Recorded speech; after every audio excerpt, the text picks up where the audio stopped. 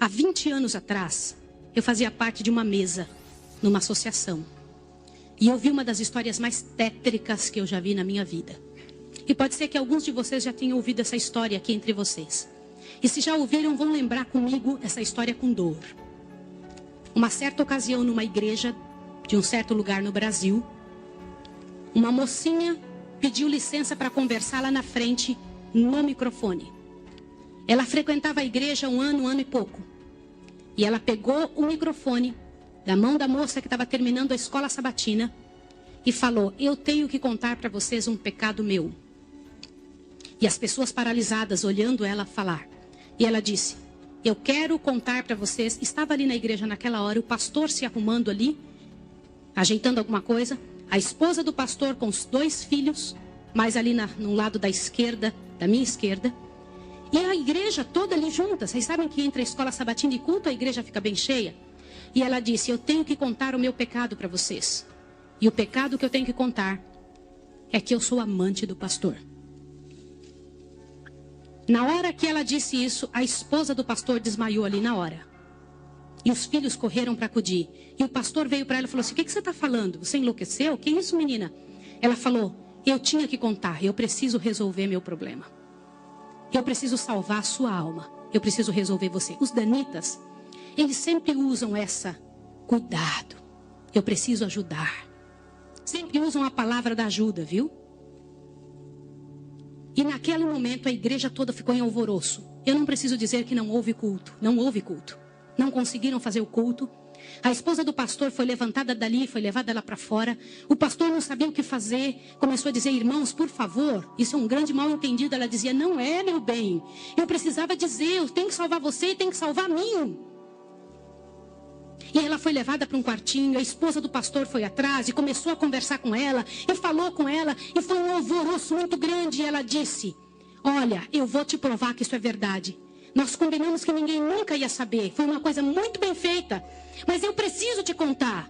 E falou para a esposa do pastor. Prestem bem atenção no que eu vou dizer. Falou: só tem uma maneira de você me acreditar. Vem aqui. O seu marido tem uma marca na genitália dele. E a marca é assim, assim, assim. E a esposa olhou para ela e acreditou nela na hora. Sabe por quê? Porque aquele pastor nunca tinha tido contato sexual com nenhuma pessoa, só com sua esposa. Eles se casaram virgens. E ela disse: ninguém sabe disso. Como é que essa moça sabe? Consegue imaginar o que é isso? E ela também nunca tinha contado isso para ninguém. E ela pegou a esposa do pastor, passou a acreditar. E ela contou detalhes sobre o corpo do pastor, detalhes sobre ele, até de coisas que ele falava enquanto dormia. Preste atenção. Eu não preciso dizer para vocês que aquele casamento acabou. A igreja todinha daquele pastor entrou num estado de bancarrota que vocês não têm ideia. Uma palavra, como diz Tiago, pode estragar a vida de uma pessoa para sempre. Sabe quantos anos se passou dessa história? Até que eu fiquei sabendo, isso foi há 20 anos atrás que eu fiquei sabendo. Já tinha se passado 20 anos que isso tinha acontecido. Por que eu fiquei sabendo dessa história? Foi numa mesa, numa comissão, numa associação. O presidente um dia nos chamou e disse o seguinte: irmãos, eu preciso da ajuda de vocês e oração por algo. O que foi? Há 20 anos atrás aconteceu a história de um pastor e contou toda a história para nós. Foi numa igreja assim, assim, assim, e nós tiramos a credencial desse pastor. E esse pastor foi para um sítio e ficou sozinho. A esposa dele é casada, tem outros filhos, está vivendo a vida dela. Mas eu fui chamado, olha o presidente nos contando. Eu fui chamado há alguns dias na casa de uma senhora com os cabelos todos brancos morrendo de câncer. E essa mulher morrendo de câncer pediu muito para falar com um pastor. Mas tinha que ser o presidente da igreja adventista. E eu fui até lá porque eu sou o presidente. Quando eu cheguei lá, a mulher me contou que ela tinha sido a moça que tinha falado aquilo do pastor. A amante, a suposta amante do pastor. E ela contou para o presidente que ela havia inventado toda essa história. Mas como que ela sabia dos detalhes do corpo do pastor? Na ocasião em que ela tinha se apaixonado pelo pastor, Ela trabalhava como faxineira dentro do hospital. E o pastor foi internado, prestem atenção, internado para uma cirurgia de apêndice e passou muito mal. E ela era amiga de uma enfermeira. E entrou dentro do quarto junto com a enfermeira, destampou o corpo do pastor e olhou o corpo do pastor todo, durante o tempo em que o pastor estava dentro do hospital em coma.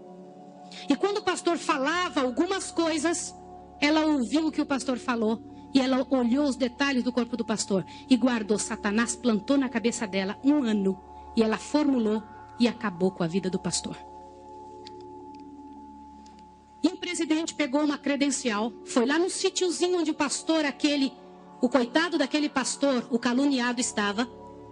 E ele chegou para ele e falou, junto com uma comitiva dos irmãos: pastor, eu vim aqui te entregar a sua credencial de novo, nós descobrimos que era mentira. Sabe qual foi a resposta do pastor, irmão? O pastor disse assim: vocês me devolvem minha família e meus filhos também? Vocês me devolvem minha reputação? Se vocês não devolverem junto, eu prefiro ficar aqui. E esse pastor, uns dias atrás, eu soube que ele morreu lá naquele lugar. Quem foi a assassina daquele pastor? Não foi só aquela mulher, foram todos que falaram junto. Porque, gente, quando acontece um inferno desse, uma multidão de gente sofre, uma multidão de gente machuca. Fica machucado. Meus irmãos, vocês me perdoem ter que falar sobre isso, mas é verdade. Existem muitos lugares que eu tenho muito medo de pregar, mas eu vou igual se me chamam. Porque eu vou falar uma coisa para vocês. Ontem à noite eu comentei que a vida de quem prega essas verdades é altamente prejudicada. Uma coisa desse tamanho é passada de boca em boca, de forma que apareça o inferno no final. Será que existem danitas no nosso meio? O céu é um lugar tão fabuloso. Não vale a pena, meus irmãos. Não vale a pena. Deus tem mais para a nossa vida. Tem mais coisas para ocupar a nossa mente, para fazer parte do nosso vocabulário, para nós pensarmos a respeito das pessoas. Vamos fazer um exercício?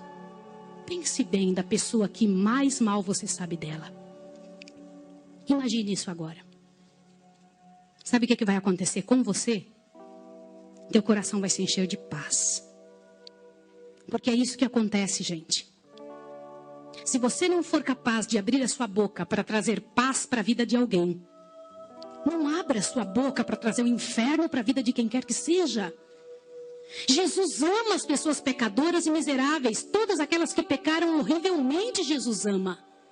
E Ele tem mais para oferecer para nós. Eu vou pedir uma coisa em nome de Jesus essa manhã. Uma coisa que é muito difícil de fazer. Mas se há alguém em nome de Jesus que falou algo de outra pessoa, ainda que seja verdade, e que não pediu perdão, que peça perdão a Deus agora e corra e peça perdão para a pessoa. Sabe por quê? Abre seu ouvido, que agora a parte principal desse sermão está aqui. Em nome de Jesus, abre seu ouvido. Eu preciso que você ouça, não deixa nada te atrapalhar. Você sabe por que existem igrejas frias que não mudam? Você já viu aquelas pessoas falarem? Você é ancião, não é, irmão? As pessoas vêm para você e reclamam: que igreja fria! O que está acontecendo? O que não acontece? Nada muda! Vocês sabem por que isso? Alguém sabe? Gente, a principal razão, e eu vou ler para vocês agora ali. A principal razão porque a igreja fica fria é por causa da presença dos danitas. Eles são aptos a trazer veneno para a cabeça e o coração das pessoas. Abre a sua Bíblia em Tiago 3. Tiago 3. Tiago 3. Deus tem mais para a sua vida, meu irmão. Deus te fez para luzir nesses últimos dias da história da terra, para crescer em nome de Jesus.